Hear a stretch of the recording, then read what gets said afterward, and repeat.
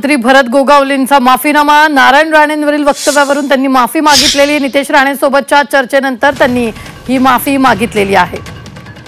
मोठी बातमी आपण आत्ताच्या क्षणाची पाहतोय। मंत्री भरत गोगावलेंनी माफीनामा दिलाय। नारायण राणेंवरील वक्तव्यावरून त्यांनी माफी मागितली आहे।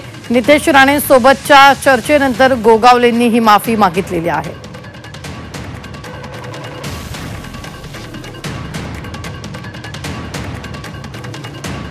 या संदर्भात ताजे अपडेट देत आहेत आपले प्रतिनिधी ओम देशमुख। ओम, गोगावलेंनी जे नारायण राणेंबद्दल वक्तव्य केलेलं होतं त्यावर आता गोगावलेंनी माफी मागितली आहे। रोबिना, खरं तर भरत गोगावले यांनी 2 दिवसांपूर्वी शिवसेनेच्या एका कार्यक्रमामध्ये माजी मंत्री नारायण राणे यांच्या संदर्भात एक विधान केलं होतं। नारायण राणे यांनी अनेक आंदोलनं केली, केसेस अंगावर घेतल्या आणि मर्डरही केला, अशा प्रकारचे गंभीर विधान केलं होतं। यावरती खरं तर आज सह्याद्रीवरती जी कॅबिनेट पार पडली त्यानंतर मंत्री नितेश राणे आणि भरत गोगावले यांच्यात चर्चा झाली आणि या चर्चेअंती भरत गोगावले यांनी या विधानासंदर्भात माफी मागितली अशी माहिती आपल्याला सूत्रांकडून कळते।